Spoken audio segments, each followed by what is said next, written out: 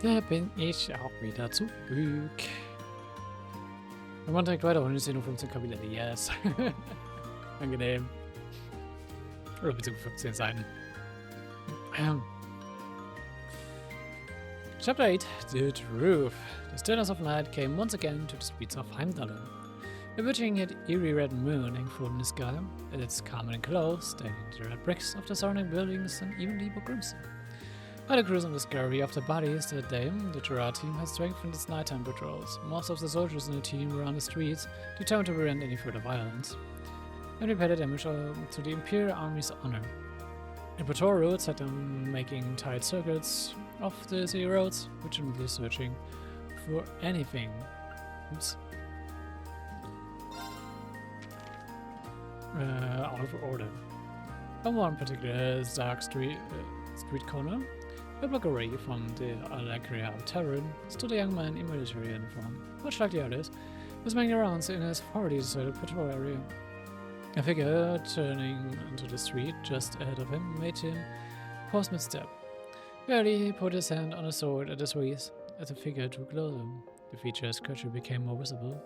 There was another soldier like himself. It was Alphonse. Alphonse stepped forward and stood silently before the other young man, who fixed him with an unwavering gaze. "Oh, it's you," the young man said, something annoyed. "What are you doing here?"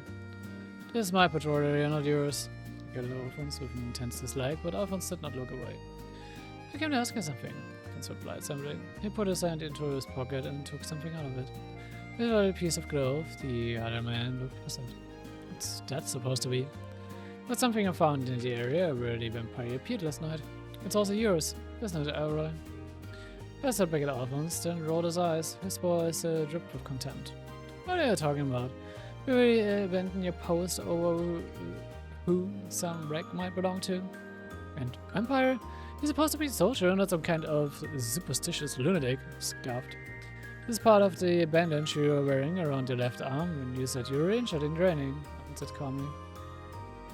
The glove, Alphonse continued, must have been cut from his bandage during the previous day's battle and ended up between the two buildings in an area they neglected to check. He didn't, however, mention who have done the cutting. There was no need to tell Erebonia information that he already knew, after all. Young's aura cut his left arm hidden under the sleeve of his army uniform, almost as if trying to hide it from Alphonse. Besides, the idea that you were injured barely enough to take a bandage like that in standard training makes no sense to begin with. You're the most skilled swordsman on the Gerard team, after all. That's not to say you weren't actually injured, especially considering there really was flesh blood in the venture itself. But you didn't injure yourself during training. You stepped by the rapier, and that was what the bandage was intended to disguise. I said nothing. Any other circumstances he would have been quick to argue back, but not this time. His power throat, and he glared angrily at Alphonse. "I'm sure that he must have replaced the bandage with a new one last night, but then what was this doing at the scene of the crime? You were involved in this morning's investigation." Alphonse was aware that what he was saying wouldn't be enough to prove to the world that I was a vampire. They were, after all, creatures of legend. He would never believe him. What I did prove, however, was that Elroy had been where Rose and the vampire's battle took place. And considering that Alphonse already knew that vampires were no mere myth, that was all the proof he needed. I want to believe in myself. I can't bear to think that someone who I served alongside as a soldier, someone most good at any of us, is actually a monster who's been indiscriminately murdering people. Aura made no reply, he just stared down at the guards, silent and tense. "But I am a member of the Gerard team," Alphonse continued resolutely, "and we are entrusted with the task of protecting the city. I have a duty to do what I can to prevent any more lives from being lost. As I can prove that what I am saying isn't true, I'm going to have to arrest you as a suspect." As to the sides, I let out a short, quiet laugh. The second he did, something changed, and then he became oppressive. Ich mache jetzt kein Many Evil Guy Laugh, auf einmal, das nicht gut für die Voices. Also für die Stimmbänder. Dementsprechend muss ich es auch nicht provozieren, danke.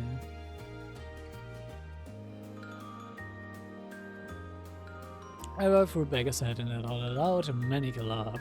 It was an inhuman sound, that outburst, The skin-crawling utterance was entirely unlike the usual quiet Elroy, and as his mouth yawned wide, Alphonse saw that he knew he would.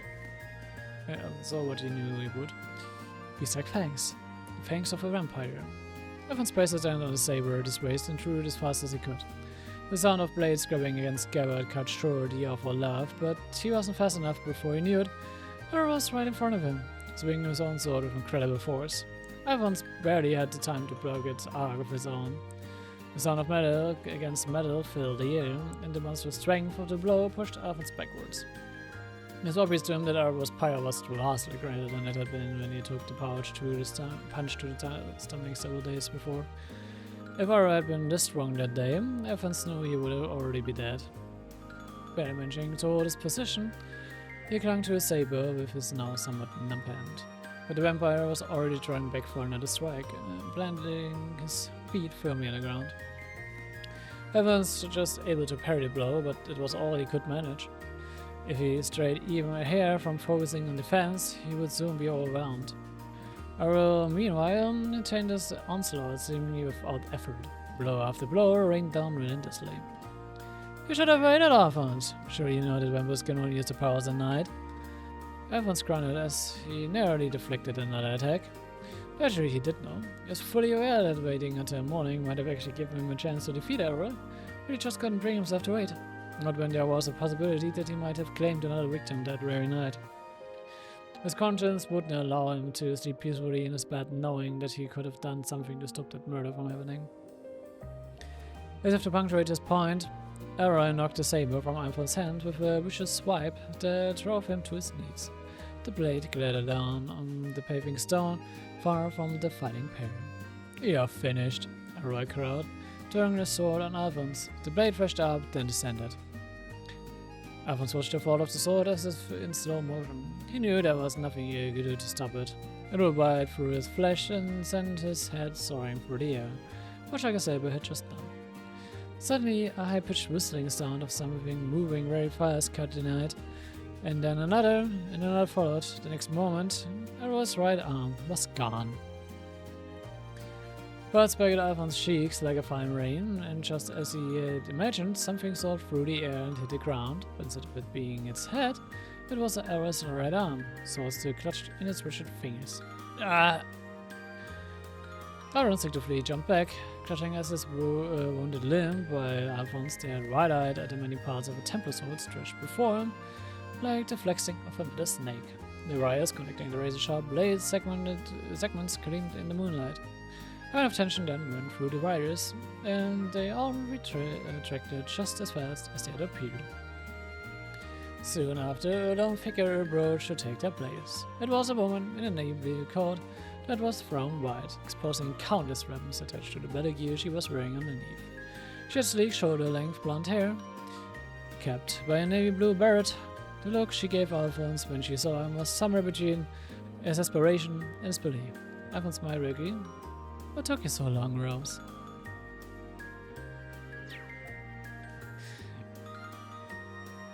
Aber auch, not gonna lie.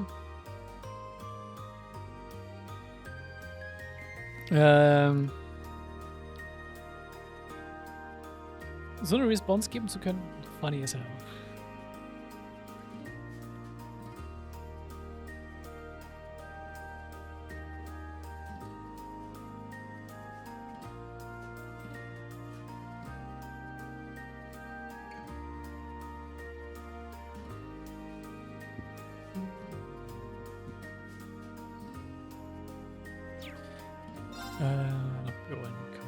Ich wollte noch mal was trinken.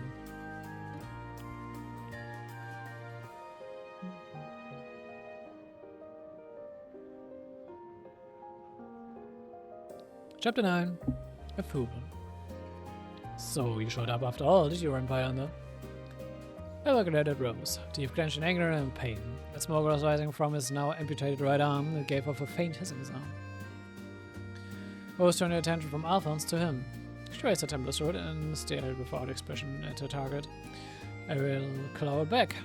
They both maintained a distance from one another, each trying to work out what the other would do next. Without taking her eyes off Elroy, Rose addressed Alphonse. Ich sollte auch reintappen, also reinklicken. Ich vergesse das jedes Mal. I told you not to get involved in this any further, and yet despite that, you try to fight a vampire alone. I cannot believe you would do something so foolish. Her words were tinged with anger. Alphonse rose unsteadily to his feet. Well, you were the one who tried fighting him alone first, and besides, I never had any intention of seriously trying to defeat him by myself. What? Faced her and spread his hands. I was pinning all of my hopes on you coming for me, and you did, just like when we first met. Alphonse one seemed to catch Rose completely off guard. He could tell as much even from his position behind her. She quickly regained her composure though, and the ring sword steadied. I don't know what you're trying to say. You told me that you didn't want to work with me anymore because I was getting in your way, because there was nothing more that I could help you with. But that's not the real reason. The real reason is that you didn't want to put me in any more danger. You didn't want me to lose my life, helping you like the last person who worked with you did. This is just idle speculation, she replied coolly. But Alphonse knew she was right.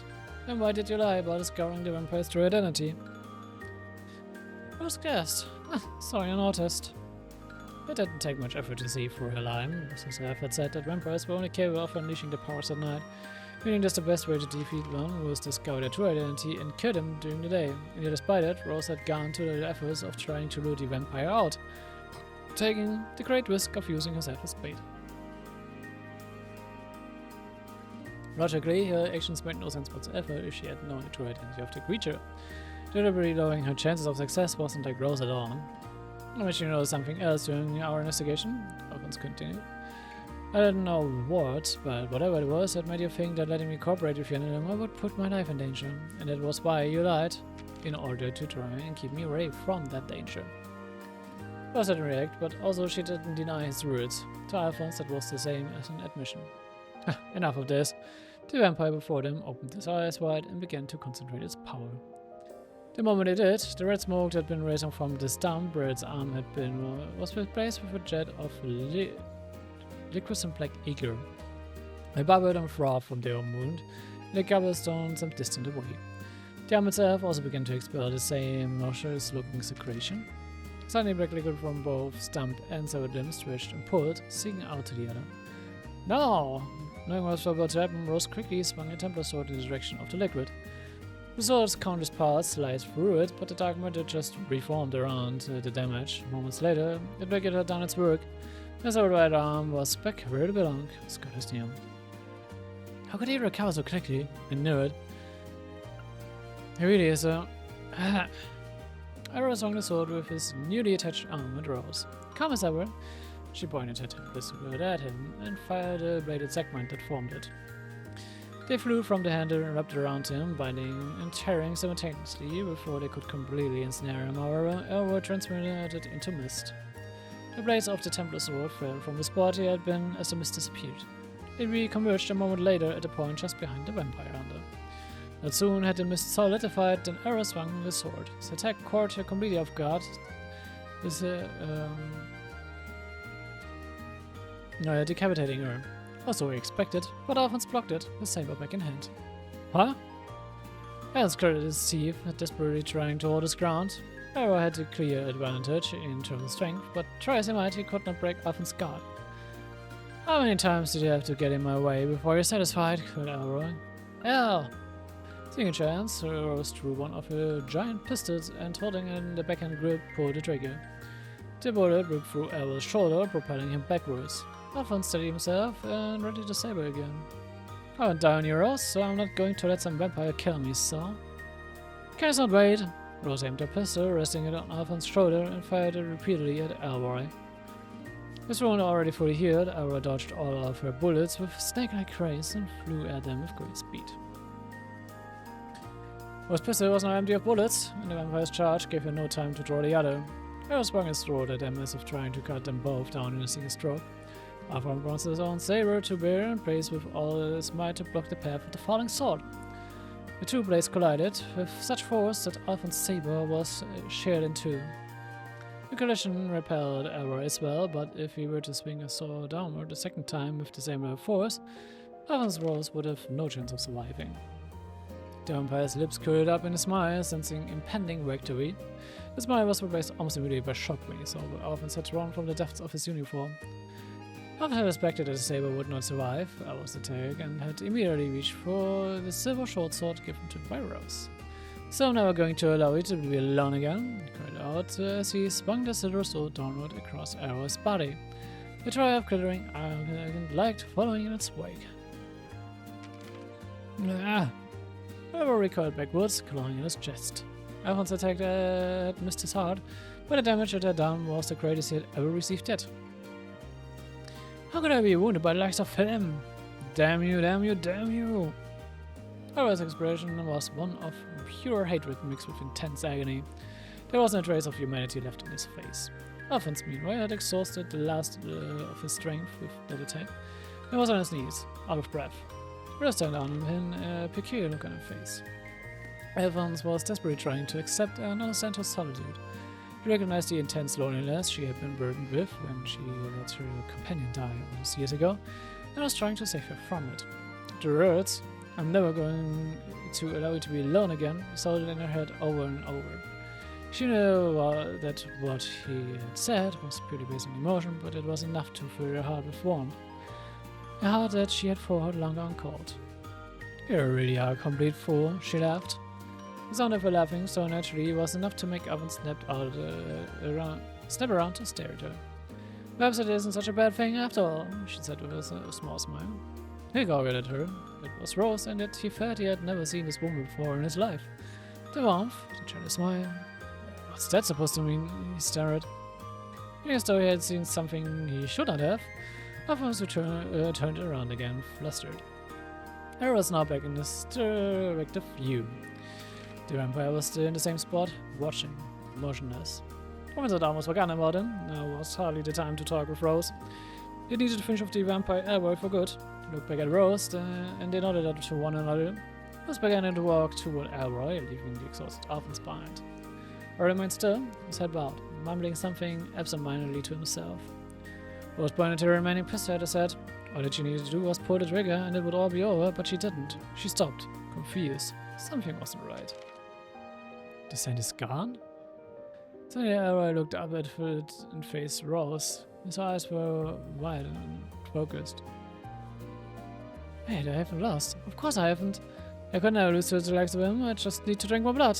The likes of Alphonse will never. His eyes suddenly darted back to Rose's face with terrible intensity. The monster's grin stretched wide. The next moment, the wound that had been left by Alphonse's slash began to erupt red mist with incredible force. The mist filled the surrounding area at an alarming rate, and their field of vision was completely obscured by the crimson haze. All that could be heard was Alphonse's voice crying out. "Rose, what's happening?" "Stay calm," she ordered. "This isn't harmful." The red mist was yet another special ability of vampires, but only in moments of desperation. The creature would use its own wounds as a kind of smokescreen. Knowing this full well from experience, Rose tried to drag Elroy by his scent. Which would have been easy. She didn't need to see the Empire to find it, and yet there was nothing. Despite having every reason to believe that she was right in front of her, not a trace of the vampire's trail was to be found. Why? She wondered, desperately trying to make sense of the situation. Slowly but surely, the red mist began to dispel, and only two figures remained, Rose and Alphonse. The Emperor's nowhere to be seen. "Damn it!" she cried. I had managed to escape from them, but where? With a wince, Alphonse rose to his feet. "Rose, we can't lose him!" All things considered, it seemed safe to assume that Arrow was searching for more victims to train in order to replenish his own power. Meaning that if he didn't catch him before then, there would be more fatalities. Which mentioned the possibility that he might grow too strong for them to handle. It was for Alphonse to silence. Hold on, trying to follow his scent. She meant to reassure Alphonse in her own mind, Rose felt deeply uneasy. How could a trail have just disappeared all of a sudden? She'd never known anything like it. Is my power growing weaker? She wondered to herself. Just as she was pondering potential causes, though, the scent suddenly returned. The fact did nothing to allay her confusion, but as long as there was a trail to follow, pursuing it needed to be their top priority. She focused her mind on the odor, trying to ascertain its location. Eventually she was able to find the answer she sought. The source was startling. It's coming from the direction of the Terran. The directory was only one street away from where they stood. Alphonse didn't even spare Rose a glance. He just dashed off to his restaurant, his face a mask of fear. Ja, jetzt war irgendwie klar, dass er sich noch das, was ich wieder singen will.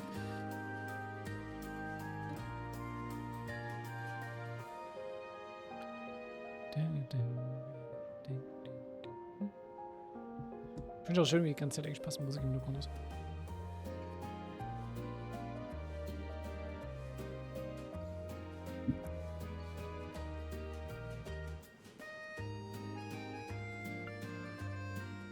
Oh, das ist nochmal ein 30. Kapitel-Ding. Und ein... Oh, das ist so lang. Chapter 10, Into the Darkness. Ordinarily, the late hour was the peak of business for the Allegra Tavern. Any other day, the chairs would all be filled with familiar faces, chattering array and enjoying food and drink. But tonight, not a single seat was taken. So great was the terror of the vampire murders that none dared leave their homes. Left with nothing else to do, Luca had set about cleaning the tavern, but the task was quickly finished. She slouched at the spotless counter, thoroughly bored. There hadn't been any signs of her friend Alphonse that day. Still, considering the rumors she had heard of the Gerard team's nighttime patrols, it was not as surprising. He was pretty busy, she thought to herself. Still, she couldn't pretend that she wasn't disappointed by the fact. The thoughts of Alphonse weighing on her mind, she let out a gloomy sigh. The woman's owner stopped washing cutlery on the other side of the counter and gave her a warm smile. Go along home for today. It's dangerous around these parts, lady, so you're best getting back, called. Just as she went to do so, however, the bell over the door chimed. A customer had entered the tavern. Luca jumped out of the chair in a panic. What she saw made her gasp. Standing in the doorway of the tavern was a young man in a bloodstained soldier's uniform. Letting out a sharp shriek of terror, she rushed over to the man. The uniform he had on was the same as the one worn by Alphonse, leading her to immediately think it might be him. As she drew close, though, she realized it wasn't. Relief washed over her. Getting a closer look at his face, Luca was startled to find that she actually recognized him. A long time ago, when Alphonse had first joined the army, he had borrowed the man before with him to visit the tavern. She remembered hearing that the two of them weren't on very good terms anymore, however. His name was Elroy? The tavern's owner hurried over with a first aid kit, clearly concerned, but Elroy showed no interest in him. His eyes were focused unwaveringly on Luca. Hello, friend of Alphonse. I'm going to have to ask you to come with me, he muttered. His following smile was anything but inviting. By the time Alphonse and Rose arrived, the tavern was in a terrible state. Chairs were strewn everywhere, tables lay in pieces all about the space, and the floor was covered in smashed glass and broken crockery. On the other side of the counter, they found the owner, blood dripping from his temple. Calmly, Rose used the church's thaumaturgy to heal him. His mysterious power closed his wound, and soon after he regained consciousness. The second he did, Alphonse began to bombard him with questions. What happened here? Where's Luca? He couldn't see any signs of her, and that worried him intensely. The boy in a military uniform came. No, that was no human, it was a monster. He tried to fight him off, but he took Luca. No matter what Luca's name, he fell unconscious again.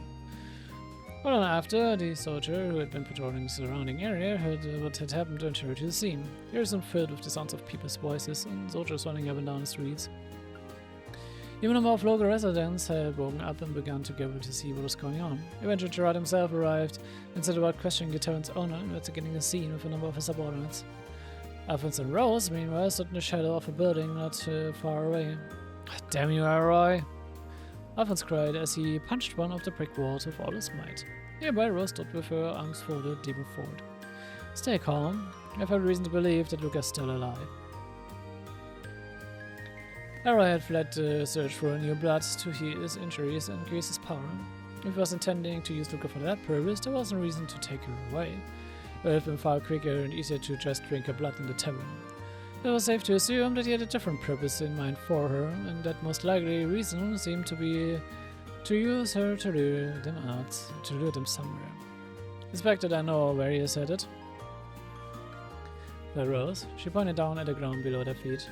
During the previous day's encounter with Elroy, he had summoned a large number of ghouls out of seemingly nowhere. He showed them victims without families or friends to know their absence. Elroy had been adopting them in secret and storing them somewhere for when he wanted them. And there was every reason to believe there were more. To stash them, he would need quite a sizable area, but it also had to be one where the chance of them being found would be quite low. In other words, a place that no one really went. A perfect match for both of these conditions was the network of underground passages beneath the city. Natürlich wieder die underground waterways of Heimdall. What else? Es ist halt typisch, dass wieder alles da unten verdreht am Ende. The tunnels had been built during the Dark Ages several hundred years prior and were not normally used by people. Somewhere in there, Rose theorized, Aura was probably waiting for them. Elephants proposed that they depart immediately. After all, every second they waited increased the danger that Luca was in. Was Ira stood silent here, eyes cast downward. Something bothering you, Alphonse asked. My mouth tightened. Two things, in fact. Firstly, I suspected Ira is what is known as an elder empire. Ich hab wieder Empire gesagt. Elder vampire. There were, Rose explained, several kinds of vampires. Those who were legitimate descendants of the race, known as true ancestors. Ähnlich wie in Fate. The true ancestors were said to have all perished, but those who were closely related to them were known as the elder vampires. And unlike true ancestors, some elder vampires still remained. Elder vampires were filled with a lust for blood every 10 or so years, and in surrounding themselves to that lust, they had been responsible for countless deaths throughout history. As vampire hunter, therefore, they were Rose's most important targets. Furthermore, they were apparently among the most powerful of our vampires, with exceptional growth potential. As an example of this, Rose explained that when Luca was first attacked, he had been guided to a deserted area by a high-level ability called Charm, which allowed the user to control the thoughts of their victim to a certain degree. Rose finding out that Luca had lost her memories of what happened when she was attacked that had first alerted Rose to the possibility that Elra might be an elder vampire. And it was what had first led her to try to distance Alphonse from their investigation. The fact that they might be dealing with an elder vampire was only one of her concerns, however, though the other was closely related to it. The astonishing power elder vampires possess is amplified even further at night. Because of that, it should be impossible for them to be able to disguise their presence completely. In battle against Elroy earlier, he has been able to do just that, allowing him to make his escape. It had so surprised Rose that she had missed a chance to finish him off. It's possible that he is no ordinary elder vampire, or perhaps he is something even more terrifying, she mused aloud. They had no way of telling what Elroy was truly capable of, or even what he truly was. As such, it was impossible to gauge how much danger they would be putting themselves in by following him, especially knowing that they would be walking right into the trap. Where she had no choice but to follow, she found herself questioning whether bringing Alphonse along would be really a good idea. The persuasion must have been playing on her face, because Alphonse cut off her thoughts with a determined shake of the head. Boss, I've told you already that I'm not going to die. I won't let you be alone ever again. I don't care how strong our opponent is. I'm going to go back on my road. Your resolve was clear and unwavering in his eyes. With or without her blessing, he would see it through to the end. He would not abandon someone living a life of solitude like he once did. The pure innocence of what emotion and empathy was enough to recall her own bleak loneliness. The dark feelings passed over her features like a cloud obscuring the stars. There was, after all, one other secret she had yet to part with, and that, more than anything, was the cause of his solitude. The warmth of his words almost coaxed it from her lips, so flashy, but now was the time. For the moment, his heartfelt declaration was enough for her. Their priority needed to be saving his friends. Everything else could wait. I'm sorry, she said.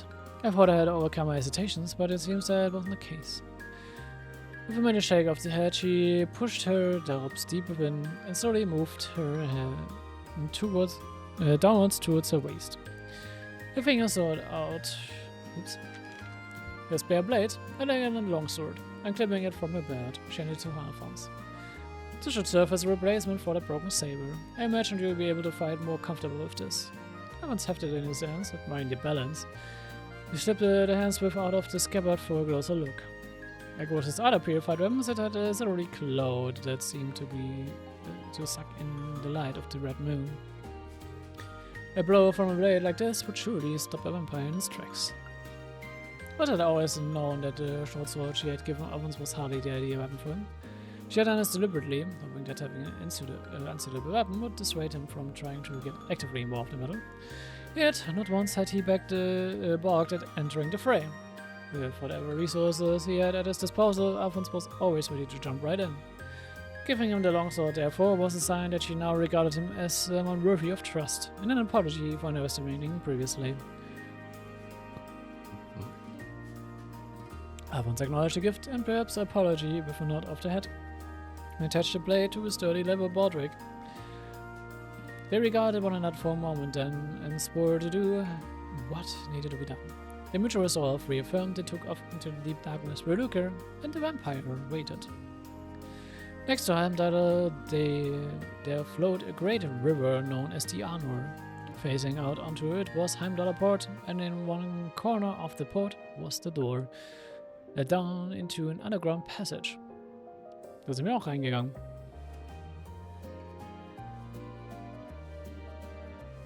The entrance was usually locked for safety reasons, but they forced it open without much trouble and stepped inside. There within was a mixture of malt, rusting metal, and a pervasive smell of damp. Cautiously, they moved along the slick stone path, ears and eyes straining for any movement. The tunnel was connected to the river itself, and the turbid water flowed all the way into the deep darkness further along the passage. It had been constructed during the Dark Ages, and the network of passages under the city was so vast that no one knew just how far it stretched, or exactly what lay within it. The entire area had long been abandoned.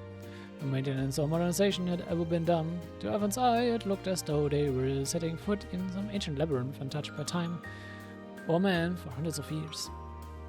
They proceeded deeper inside, forming an arrow trail along the waterway with only the faintest of light from the red moon trickling through the periodic grates to illuminate their path. The scent coming from him had returned in full force, filling the air with tension as they drew closer and closer to the quarry. They proceeded cautiously and more slowly now, as even the light from the moon eventually abandoned them during the ascent. The pitch darkness did not last for long, however. As they advanced, they soon started to come across torches here and there, attached at inwards along the wall. The glow from the flickering light was both inviting and sinister. It looked like he really has been using this place as hideout for quite a while, once commented. He and others rose forward with distaste. It seemed very likely that the people Ira had abducted were somewhere around too. No sooner had that thought crossed her mind than she sensed movement. She sighed. Looks like as though we're too late. The meaning of Rose's words soon became clear. Slowly but surely a number of figures drew closer to them from ahead. They shuffled and jerked with unnatural cadence. Ghouls. While Errol had adopted Luca without drinking her blood, it seemed as though he had used the other people he had been keeping here in her place. Alphonse couldn't help but feel a slight sense of relief when he realized that Luca wasn't among them, but that didn't prove for certain that she was still unharmed. After all Errol needed to do to get them to chase after him was have them believe that there was a chance that she was still alive. As the creatures approached, it was clear that they had no time to waste. Alphonse quickly drew the longsword, while Rose already had the Templar sword and pistol in hand. Ready for battle. We need to deal with these first. Right. The course of action decided, they both charged into the horde of advancing ghouls. It was the first time that Alphonse had been forced to engage in actual combat with ghouls, and he found it emotionally draining. After all, the ghouls were nothing more than victims of the vampire they hadn't chosen to have their lives taken, or to be compelled to seek to devour their fellows. It had all been forced upon them. Such he was not fighting to kill them, but to free them. Thinking of it logically didn't do much to reduce the pain of taking up arms against another human being, though. His heart ached every time he cut one down. Rose, meanwhile, was mowing down ghouls like a sky through the summer harvest. They were nothing more than obstacles in her way, and their shambling attacks were no match for her peerless work with the blade. No matter the speed and skill with which she dispatched them down, more ghouls emerged from the darkness to block their path. Fortunately, Alphonse couldn't help but wonder how long she had been enduring the same pain that he was feeling now. It didn't show on her face, but he remembered the tenderness with which he had handled the ghoul after defeating it on their first meeting. She was as disgusted as he was with their blight. He wanted to know what had driven her to continue subjecting herself to the pain over and over again. What had driven her to the depths of solitude. But most of all, he wanted to find some way that he could be of help to her. Right now, however, all that he could do for her was to continue to fight. Shoving down the sorrow he felt with every swing of the sword that made flesh, he kept advancing forward through the mass of bodies before him. Using the torches on the walls as their beacons, Alphonse and Rose hurried as best as they could through the maze of passages. Dozens upon dozens of ghouls obstructed their path, but they continued to carve their way forward. They advanced, but slowly, each battle taking a toll on their stamina and energy. Eventually, the path ahead of them opened, and they found themselves in a wide, spacious area. The ground here was grey and soft beneath their feet. It was earth, not stone. A number of crosses were lined up in tidy rows in the sweeping space, probably erected during the Dark Ages. Their binding looked so weathered that they could have crumbled to the ground at any moment. They were resisted only by a few sputtering torches, but it was enough to see that they must be in the catacomb of some sort. The atmosphere in the subterranean tomb was even gloomier than it had been in the passages they had passed through to reach it. At the center stood a single, silent man wearing a black coat over his tattered army uniform. Alphonse had been leaning associately against Rose after their seemingly endless battles with the ghouls, but when he spied a familiar figure, he let out a mighty yell. Erebonia! His voice boomed through the chamber, but the other man didn't flinch in the slightest. Instead, he calmly turned to face them. The air grew heavy with malevolence. "I've been expecting you," he said, smiling. He regarded them with amusement. As his lips crept further and further up, his needle-sharp fangs slowly revealed. They were stained a deep red blood.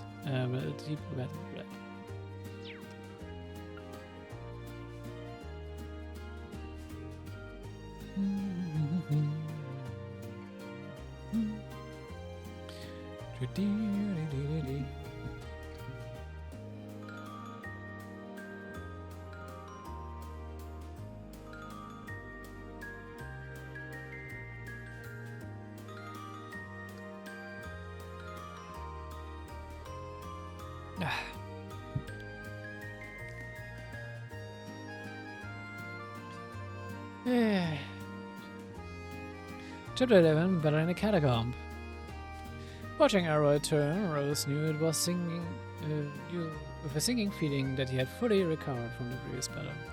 It was also obvious that he was much stronger, considering how much blood he must have drunk to spawn all of the ghouls they had fought on their way to reach him. It was hardly surprising though. Nonetheless, neither Alphonse nor Rose had any way of telling exactly how powerful the monster before them had become. "Where's Luca?" Alphonse shouted. The member shrugged his support. "Who knows? Maybe I'll tell you if you beat me." He had already raised his arms, then stretched them towards the heavens. And a great wave of power erupted from his palms, reverberating through the catacomb. Alphonse and Rose tensed, but then the rush of energy suddenly stopped. "What was that?" Alphonse asked cautiously. "No," cried Rose. With this shot of power had no immediate visible effect. She knew what was coming. Her grip on her sword tightened. A strange crumping sound filled the air, like vast unseen movements.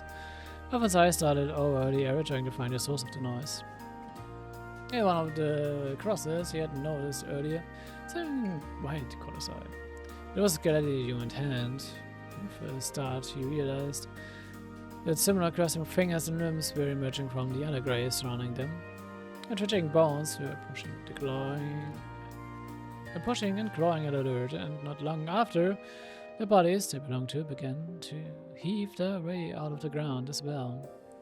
The air was full of the cracking and clanging of bones and musty soil.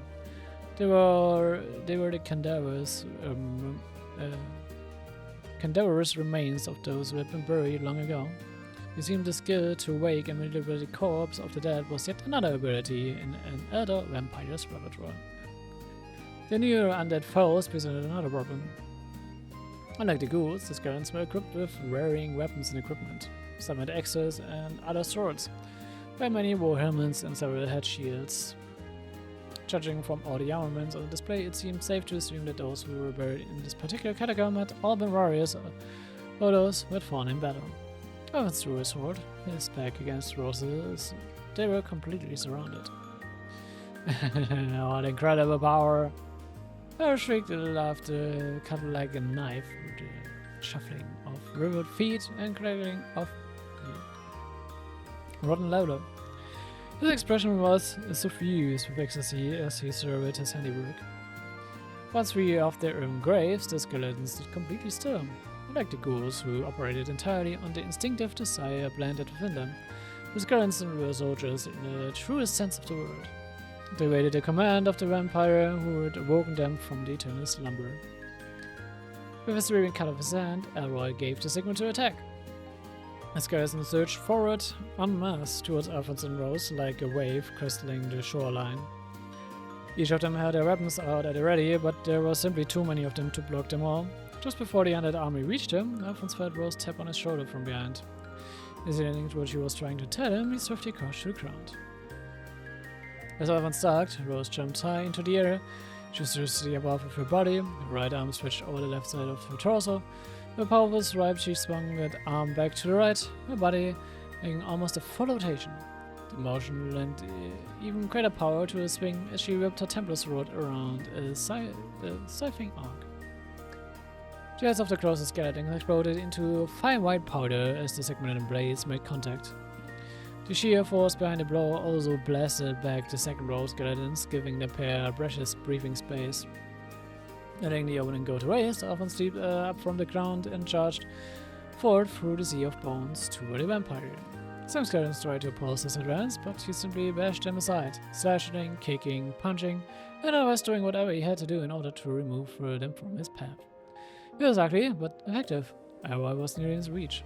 Rose, meanwhile, was doing all she could do to draw the skeleton's attentions, switching rapidly between using a sword and pistols. She also did her best to cover Alphonse from afar, attacking enemies bearing down on him from behind. Why, Elroy, what's happened to you? Alphonse cried over the clamor of battle.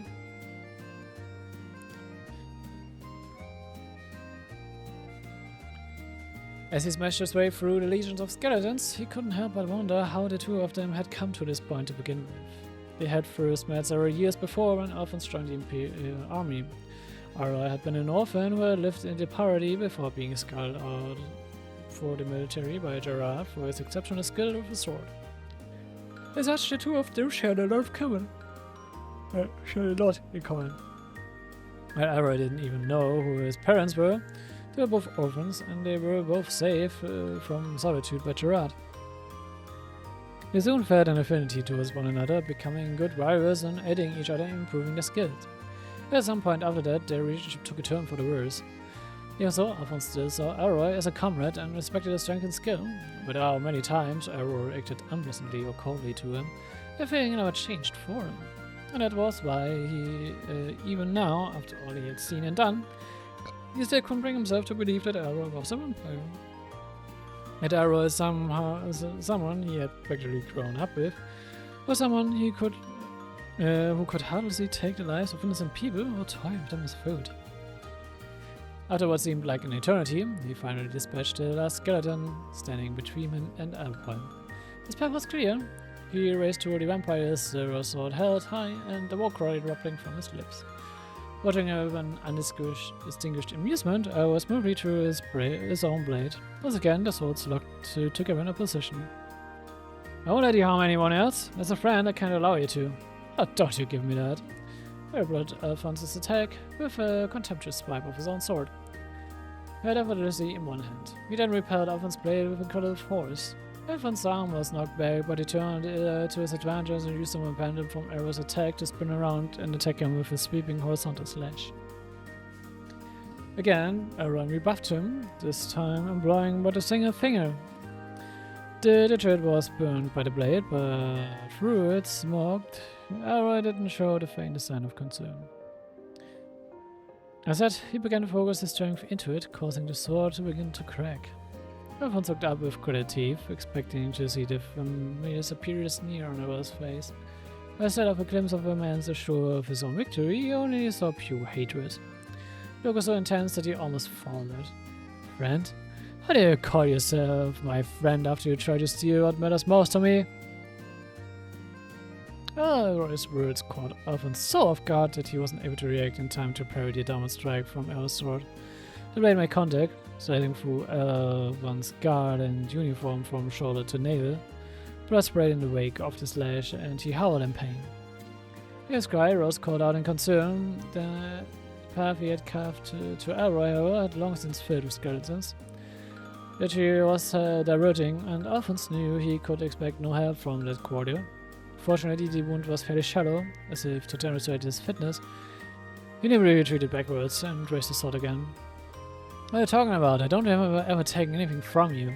Silence, your chance to repent is long since past. Error renewed his attack with relentless force. Alphonse tried valiantly to resist, but his injury impaired him from fighting to his full potential. In horror, managed to land one slash after another. Blood began to soak through his shirt. Though all superficial, the number of wounds on his body increased steadily, and he began to feel lightheaded. Nonetheless, he raised the sword yet again, but only pure willpower kept the blade from wavering.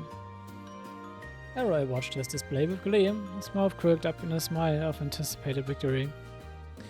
Don't worry, you won't be alone for long. That vampire and then the girl from the tavern will be joining you very soon. I was remembered promising those words, but they also filled him with renewed determination. Alright, I don't know what you've got against me, but no matter what it is, I'm not going to let you kill me. I'm not going to go back on my promise. What are you even talking about? I asked, his smile swaying from his face. You think you can kill me? Go right ahead and try, because I'm not going to die, and I will stop you. Enough. Enraged, Erebo finally clasped his sword in both hands. Fury and monstrous energy radiated from him in waves. Evans knew that this would be his strongest attack yet. You're finished, Erebo cried, swinging his sword downward with all of his might. Death approached from above, and Alphonse saw it coming, but he made no move to block it. The silver sword still raised in front of him. He took his attack head-on, as again the vampire's blade made contact with Alphonse's left shoulder, cleaving through body, muscle, bone and all. Or at least, that was what he expected to happen. What? What happened next defied our logic. As the sword carried downward, it sheared through Alphonse's left collarbone and stopped. Langing with effort, Alphonse looked the arrow straight in the eye, and it was not the look of a man who had been bested. Alphonse had decided to not defend against our strength. Instead, he had resolved to receive it and focus his concentration to its limit. The moment the blade entered his body, he had suddenly stiffened all of his muscles, thus allowing him to halt his sword's advance. I was stunned by what had happened. The outcome was just so far removed from the victory he had envisioned that he could only gap at the other man. I was a shock that Alphonse had been courting. It was the opening he had so desperately created. Ignoring the pain surging through his body, Alphonse prepared a strike. Erroy released his own sword hilt, unable to free the blade embedded in Alphonse's shoulder. He took a half step back, weaponless, defenseless. The tip of Alphonse's silver sword flew forward, piercing the vampire straight through the chest. Listening deep and true, the catacomb fell silent. With a dry sound, almost like a sigh, the skeleton's rows had been fighting crumbled to the ground. Finally free from the need to fight against him any longer, she stopped and turned to Alphonse. She was in mute astonishment as Alphonse retrieved his sword from the vampire's chest, dropped to his knees, and then collapsed. His enemy defeated, Alphonse then turned his attention to himself. With clenched teeth, he pulled out the sword that had been embedded in his left shoulder. Blood spurted in a bright arc as he freed it. He tried to stop the bleeding by holding his hand over it, but it was just too deep. Blood continued to flow out between his fingers. Maybe I overdid it a little, he said a bit unsteadily. Rose sighed. You truly are unbelievable. She picked her way over to him, carefully sidestepping bones and weapons in her path. Gently she placed her hand over his, and Alphonse felt a warm sensation fuse his body. He was losing a form to his injuries. You only have one life, she chided him. You shouldn't treat it so carelessly. I always knew that you were foolish, but perhaps foolish, idiotic, imbecile is more appropriate. Despite the admonishing tone of her words, Alphonse could tell from her face just how relieved she was that he was alright. Feeling somewhat guilty for worrying her so much, he watched as his wound rapidly began to close.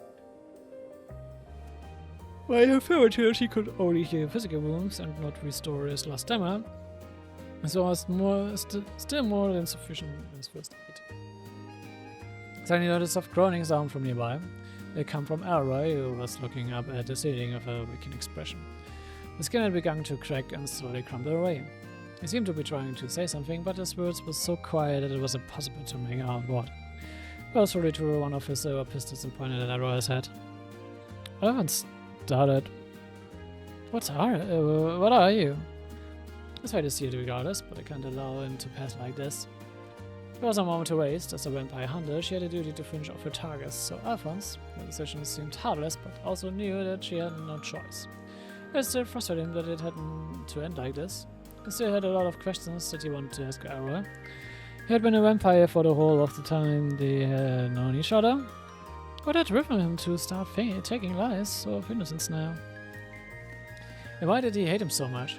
Nonetheless, he knew that vampires were simply too dangerous to be allowed to exist. Instead, she stood by silently, allowing her to do what she thought had to be done, but Rose simply stood with a pistol pointed at Arrow's head, never pulling his trigger. This doesn't make sense, she murmured. Alphonse looked at her. What doesn't? I don't understand. What don't you understand? There was puzzlement and not a bit of weariness in Rose's reply. There's no scent. None at all. Scent of what?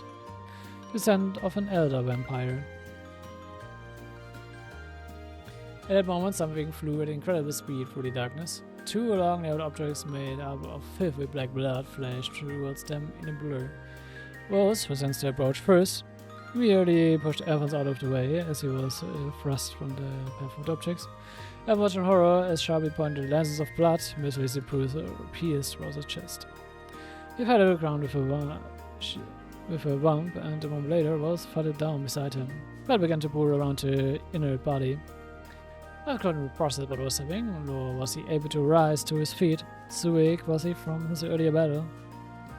Well, said a voice. I certainly couldn't have seen that coming. I was hoping to finish you both off at the same time. Out of the darkness, the dead lads had emerged from... stepped the figure. A figure whose outline and gait was achingly familiar. A man in a military uniform, who he knew better than anyone else. Looks like he managed to cheat death again, huh? Gerard? I didn't want to believe what he was saying.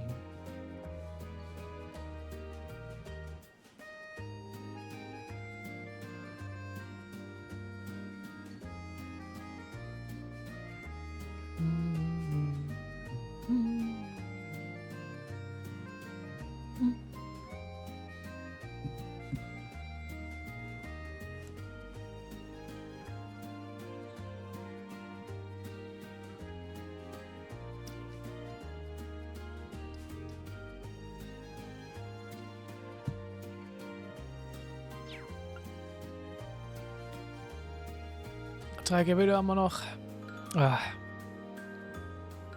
Ich merke da super, wenn ich schon mal ganz sicher was dabei.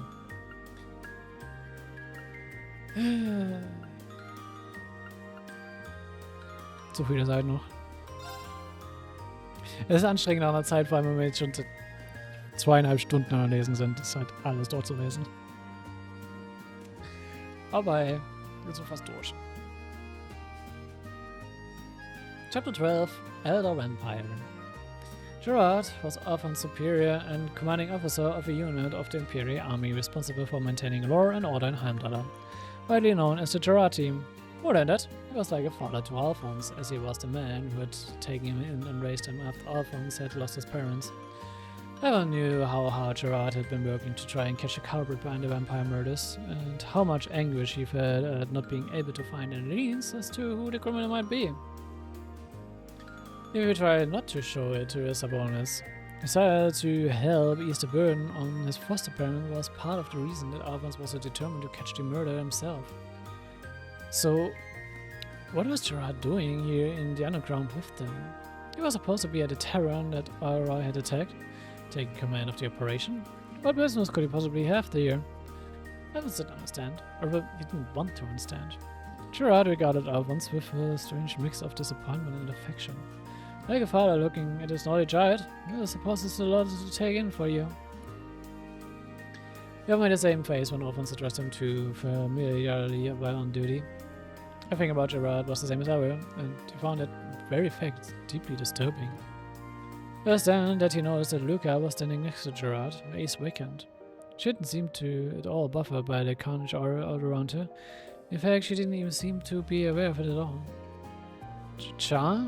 He said in a weak voice. So then that mean you must be... Returning to the senses, Alphonse looked over in the direction of the voice. It was Rose. She was still lying on the ground, blood bubbled on her lips from the effort of speaking. It was immediately obvious, just from looking at her, that the damage she had sustained was lethal.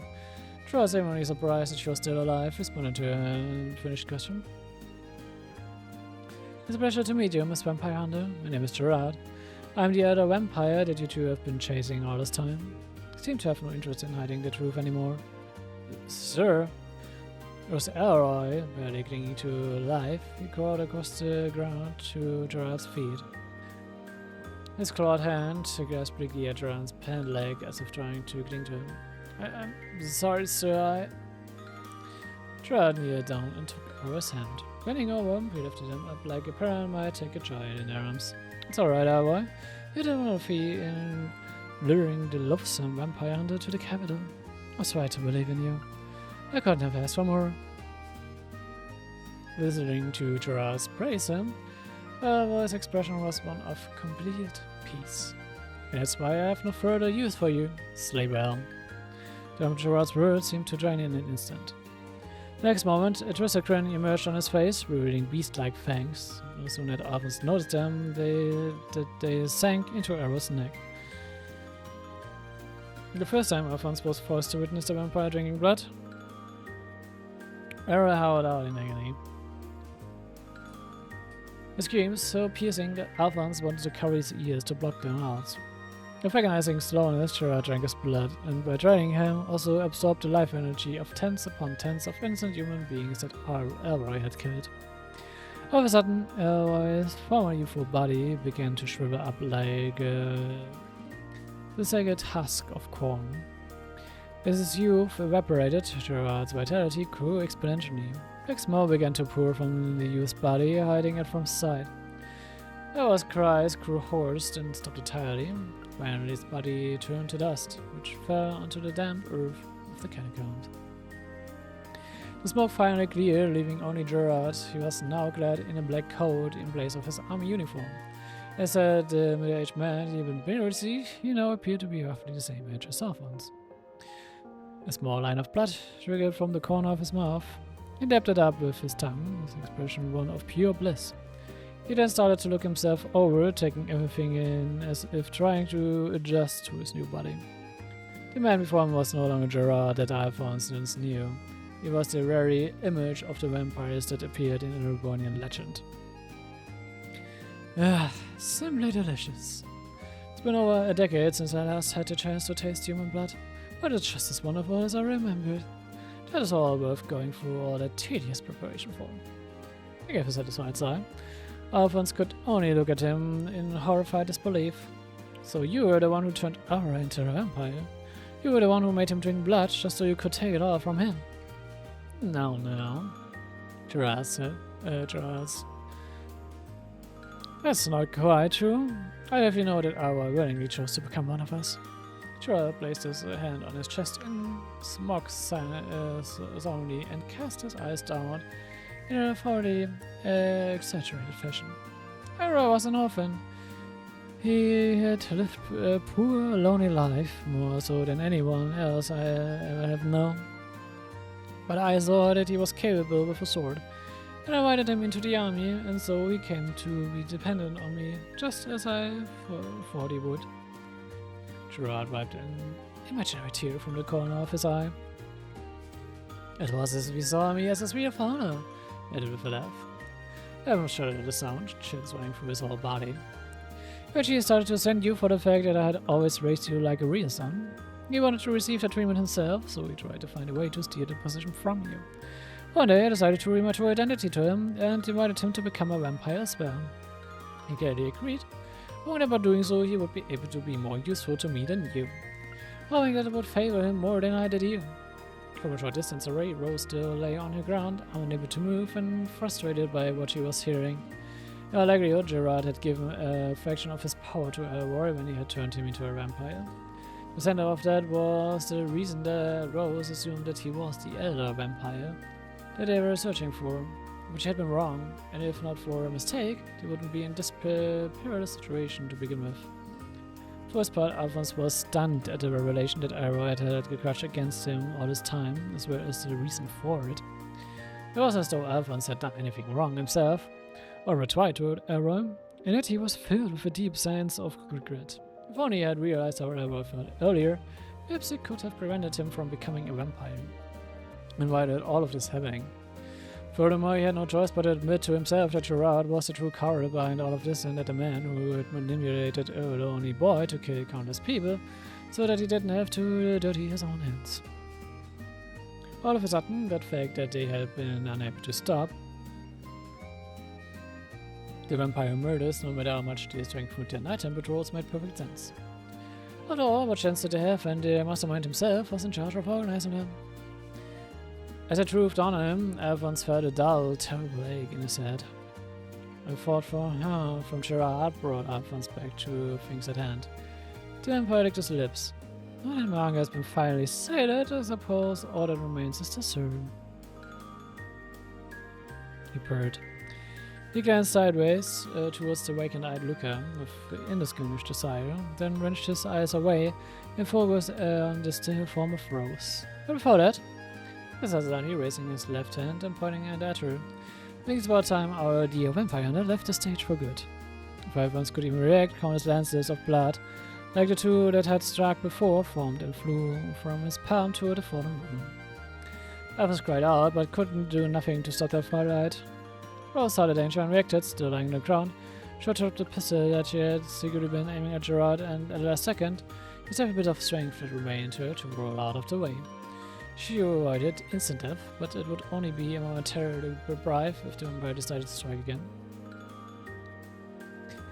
Gerard shook his head in amazement. You really are a tenacious one, aren't you? Then how about stop? Just as Gerard was about to launch his next attack, Alphonse jumped at him. Sword raised, he slashed with everything he could muster.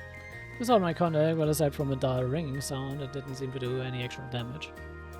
Oh my, that's no way to show your appreciation to a man who raised you all these years, Gerard sighed, laughing. He flickered his index finger at Alphonse's forehead, causing an unimaginable powerful shockwave which sent him flying backwards through the air. The silver sword Rose had given him was supposed to be able to kill vampires, and yet it wasn't able to so much as scratch Gerard. It was then that Alphonse realized what he was up against, a true elder vampire, filled with the life energy of countless humans that Arrow had collected, that he stood no chance whatsoever against.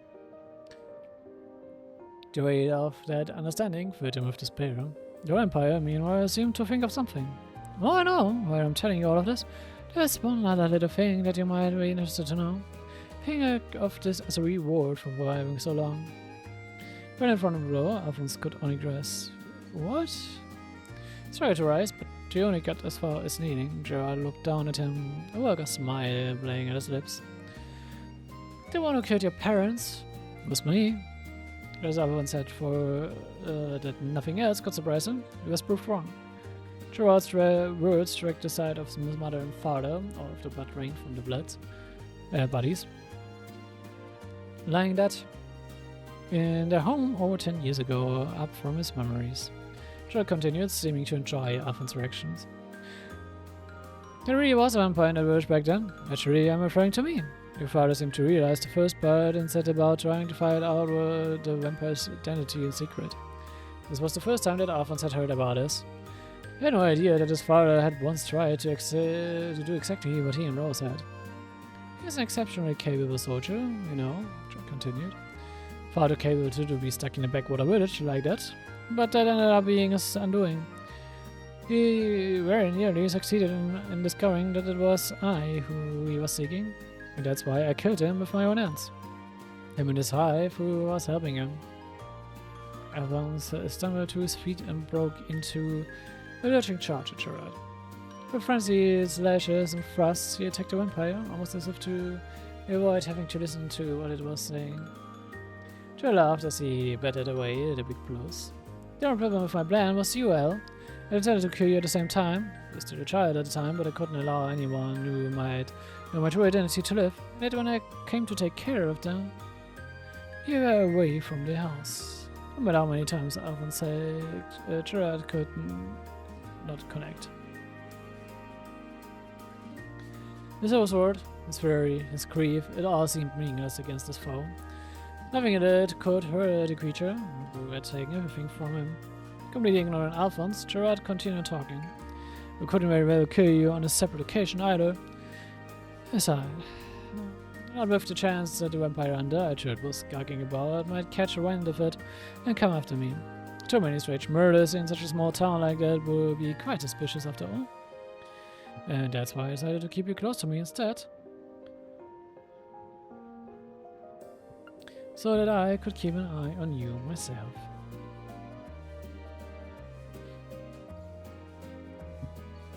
Effectively, it seemed, Gerard's plan was to make sure that Alphonse never remembered anything that might happen, realized the vampire's true identity.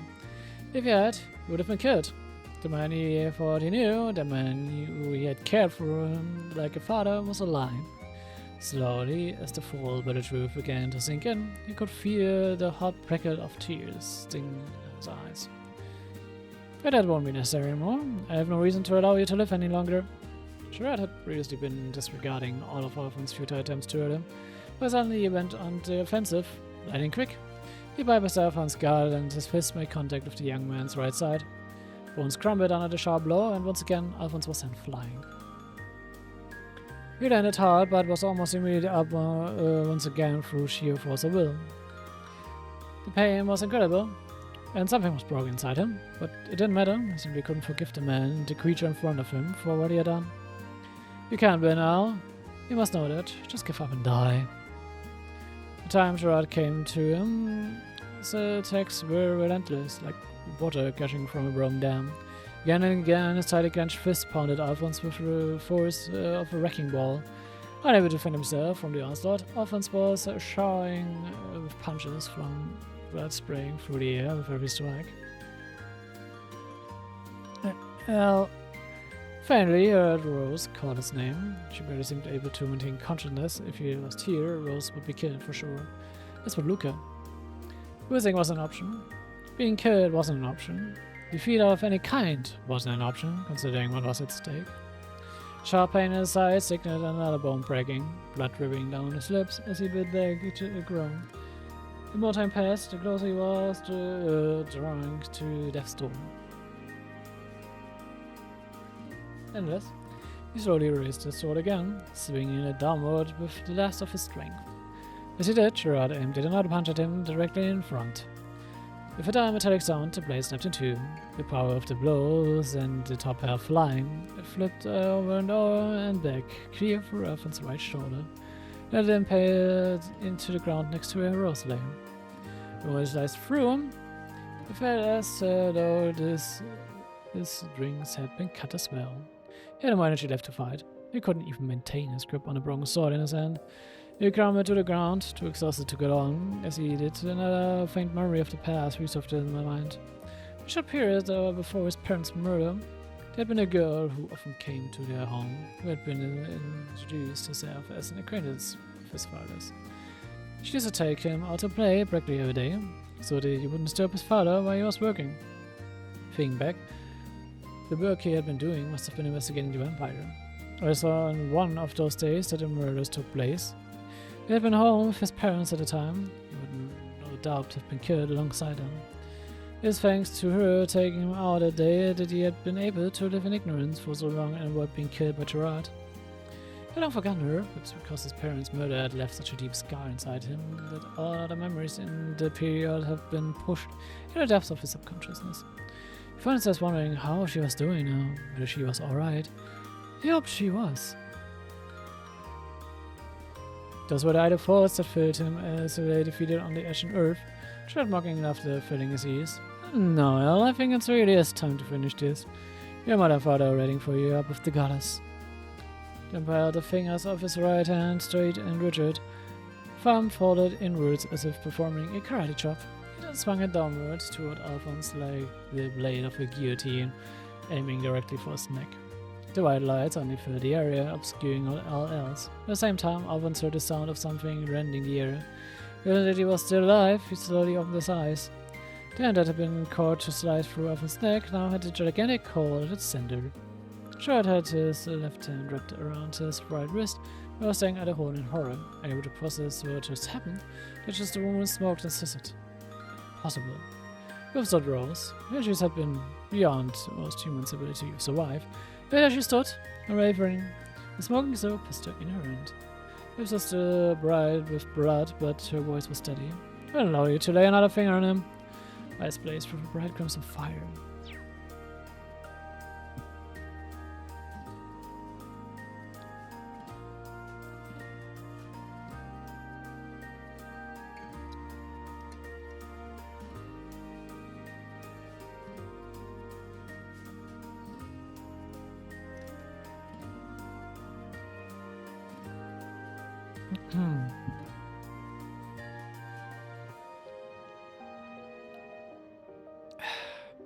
Oh mal, ein kürzeres Kapitel.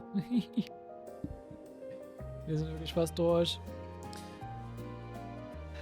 Chapter 13, True Ancestor. Both had been prepared to accept her own death.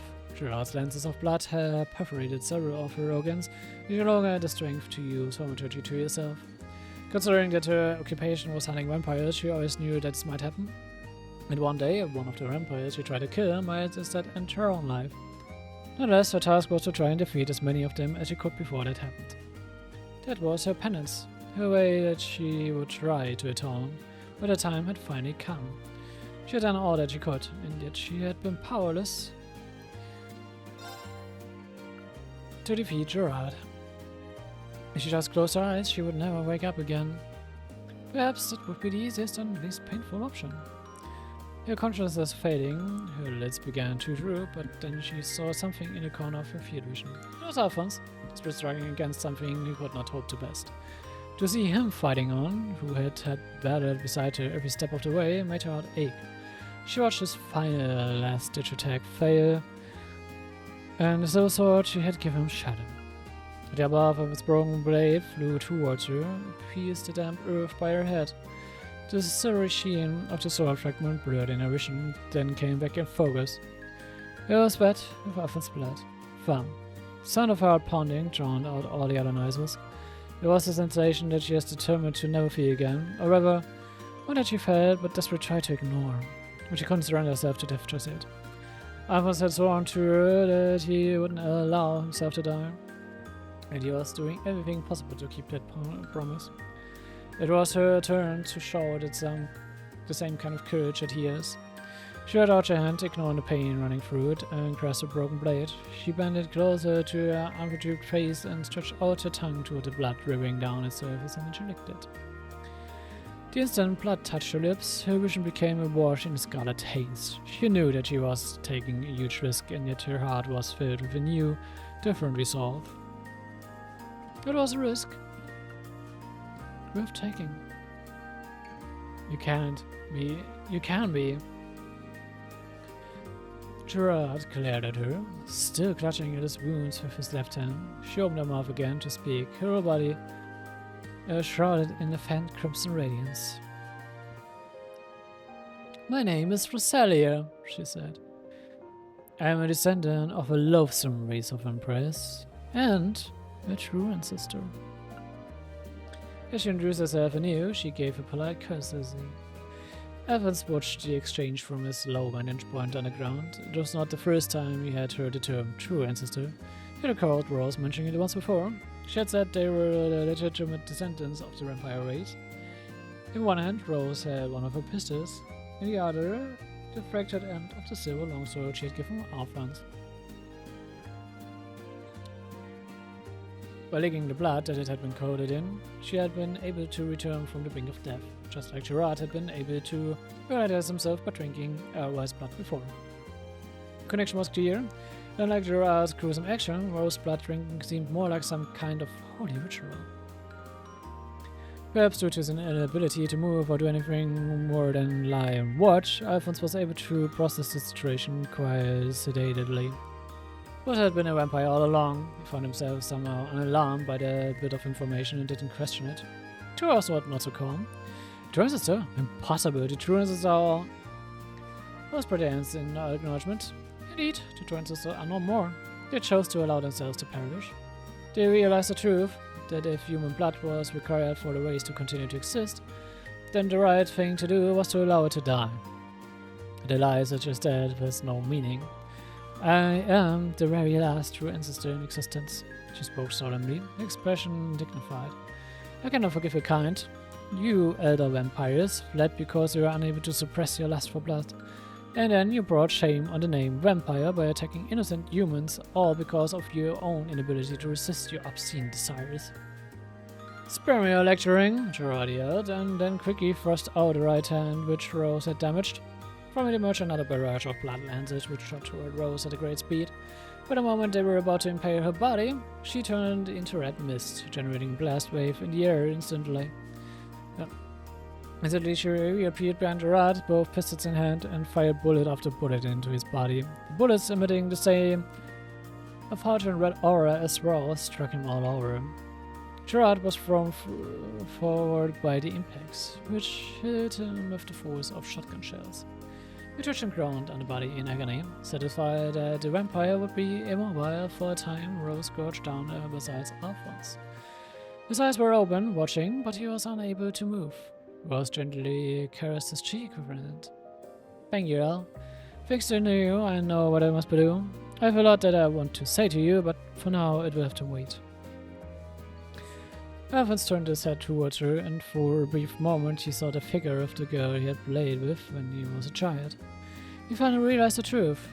Too exhausted to even open his mouth, he had to content himself with silently encouraging her in his own mind. Most of she could sense him doing so. Rose nodded, and then stood up again.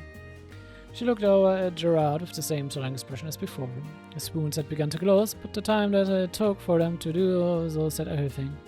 The power of a true ancestor was enough to be able to contend with him.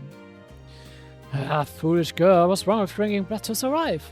You will take lives of the others so that they can continue to exist too. How is that what we do any different? Rose shook her head.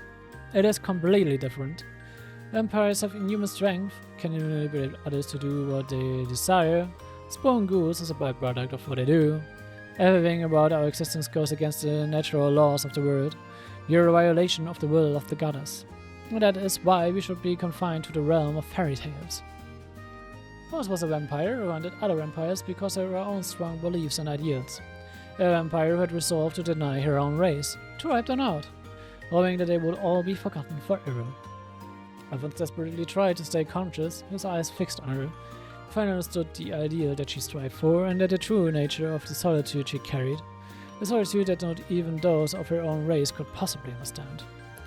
You latter, have it your way then. Grinding his teeth in anger, Gerard held out a hand before him, and from the palm formed a monster sword made out of jet black blood. The black cow that he wore also began to squirm and transform. Giant wings like those of a bat emerged from the quivering mass with a toss of his head. They unfurled, extending to either side of him. They flapped once, twice, then Gerard rose into the air. Suddenly, Luca fell to the ground unconscious. Gerard had released the charm he had on her to concentrate all of his energy into his next attack. Allow me to bring an end to your bloodline for good and return the name True Ancestor to ancient history where it belongs, he roared. Was true a trembler's sword. Her navy coat, still bathed in scarlet light, became a bat-like wings as well. She had his gaze as she ascended to his level. It's time you gave up the name Elder Vampire. You do nothing but sigh it. Blade rounds, they confronted one another in midair, charged in energy crackling through the catacombs. Alphonse lay back, unable to do anything but observe. The next moment their shadows crossed at lightning speed. In an instant they had exchanged blazes in the air with stronger swords. The blade of Rose's Templar sword, however, was nowhere to be seen.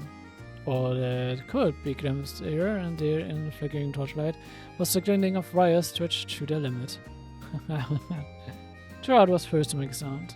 Lights ran across his body in a crisscross of faint stripes. As he laughed, the lines spread like cracks, slowly multiplying and widening, almost as if his body hadn't quite realized that it had been cut at all. The countless parts that formed the Templar sword blade had passed through his body over and over in a single instant. Rose turned and with a snap of the wrist caused the wires connecting the blade parts to bend. The metallic legs of interlocking metal, the parts that flew through the air and came together. The Templar sword was once again whole. "Farewell," said Rose. "I'm sure we'll meet again one day in hell." And the Templar sword returned to its complete form. The body of the vampire crumbled to the ground, feet first.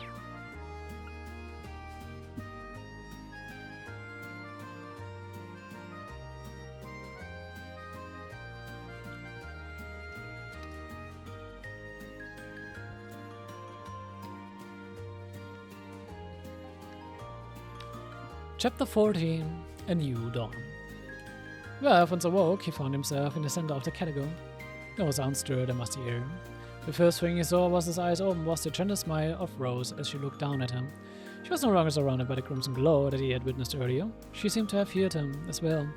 He could hardly pretend to be back at full strength, but he was at the very least now capable of moving. Next to him lay Luca, fast asleep. She had no visible wounds, but she was clearly exhausted from all of the night's events. She had been through quite an ordeal after all. What happened to Gerard? Alphonse had lost consciousness around when he and Rose had clashed in the air, so he hadn't witnessed any of the aftermath. Rising shakily to his feet, he saw Rose indicate a point a short distance away by turning her head in the direction. I saw the body of Gerard, or at least part of it. Anything below his chest had vanished. Hell. His voice was weak, but somehow he was still alive. Looking at him, Alphonse couldn't but feel pity. Everything could survive in such a state. He didn't know, but it was a testament to the incredible power of the vampire race that he still drew breath. It was not a state he would last.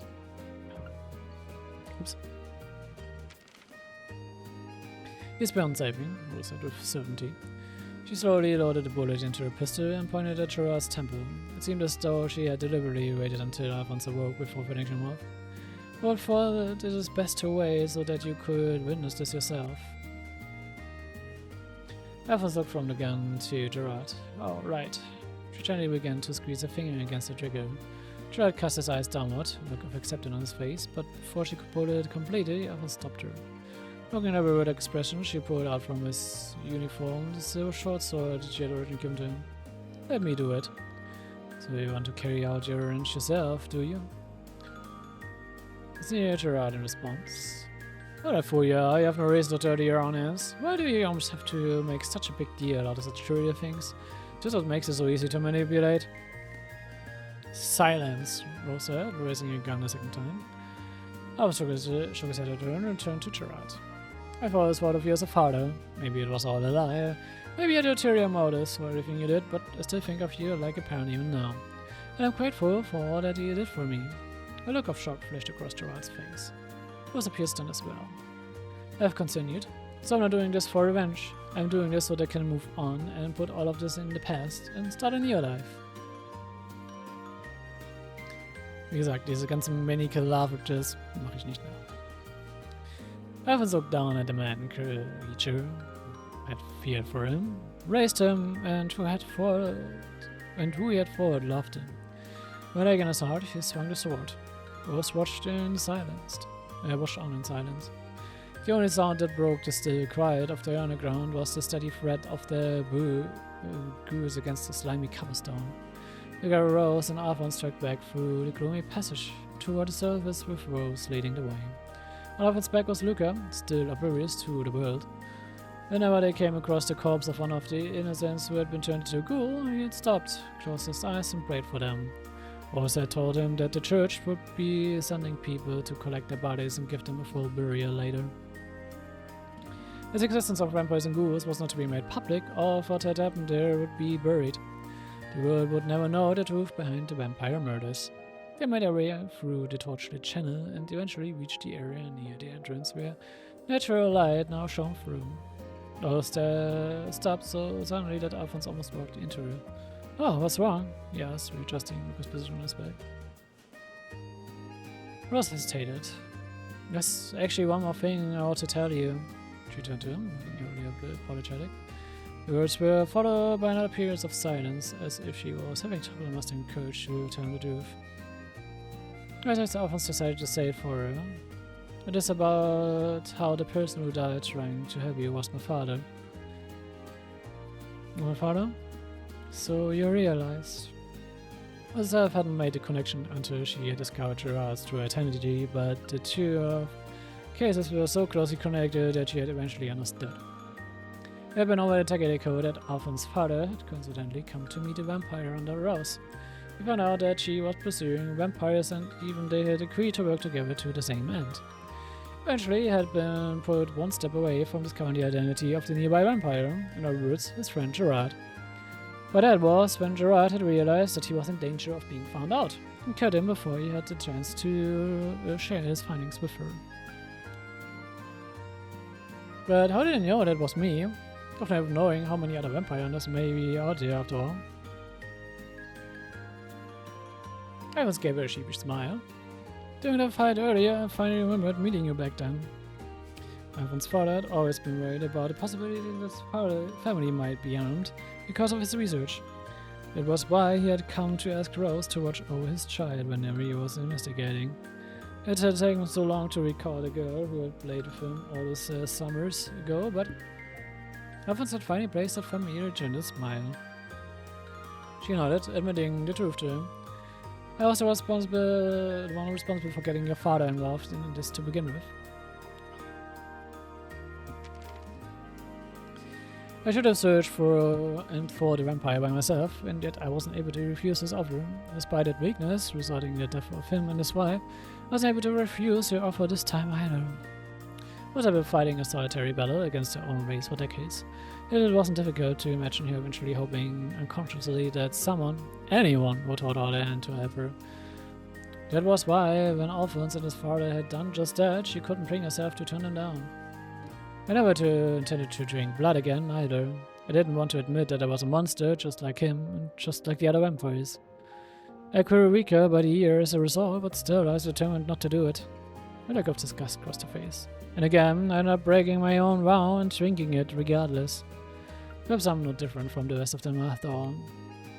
Evan knew that the solitude she had endured better than anyone else, so I replied with her with a smile. Oh, don't worry about it, I said. You did it to save me, didn't you? That alone makes you different from other vampires. I'm sure my parents would be grateful for all that you've done. If not for you, I would have been killed, and if not for you, we wouldn't have been able to solve the murders here either. So thank you. Unable to reply in the face of his warm words, Rose turned away from him. For the first time, she felt as though she could accept herself. The thorns which had been constricting her heart receded as if melting away.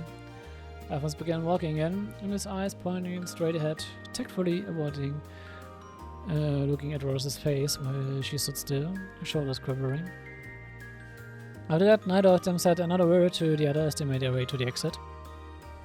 The initial light peeking into the tunnel here and there gradually grew brighter, and eventually the gate came into view. Emerging entirely from the underground, they could see that the eerie red moon no longer hung in the sky. In its place was the sun, burning the morning haze away and bathing the city in dazzling bright sunlight. This is where I must take my leave, Rose said, giving Alphonse a slight bow. The vampire's presence gone from the city, but his mission was now over, and she had no reason to remain. Much as Alphonse wished she could stay any longer, he nodded, responding with a simple "alright." Where do we go next, he asked. Well, shook her head. I don't know, she replied. When she went, she would no doubt be pursuing yet another vampire. There would also be no doubt that she would find herself fighting against it in a battle to the death, too. It was a duty as a vampire and as a true system. When you have done everything that you need to do, come back here. What? I had already walked a short distance ahead of him, but she turned around again at his words. I'll always be waiting here for you, he said.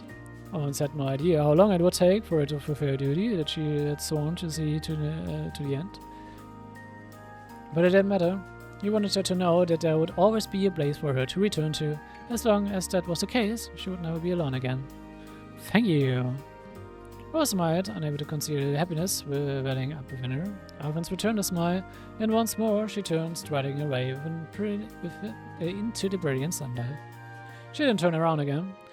On Alpha's back, Luca had awoken and had been awake for some time. She couldn't help but feel the jealous at their exchange, but she had decided to feign being asleep so as to not interrupt their farewells. Thus the vampire murders that had terrorized the people of Heimdall's identity came to an end. Unwindende Weise, as to the culprit or conclusion of the whole affair.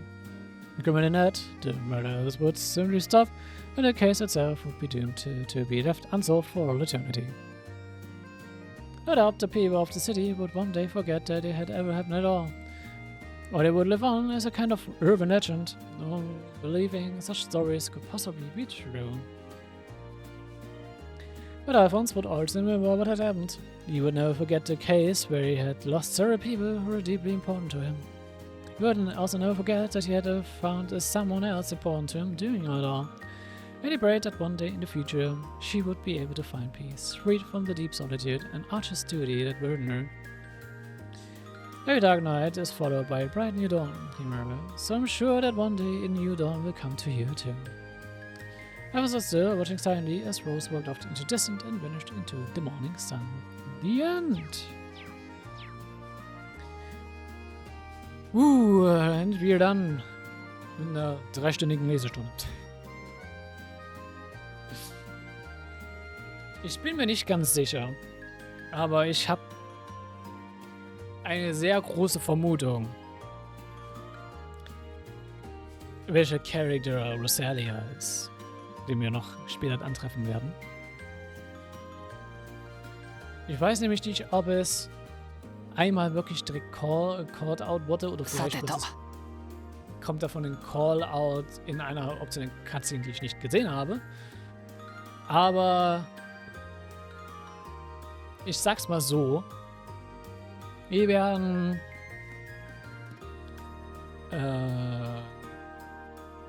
noch einen Charakter antreffen, der eigentlich sehr gut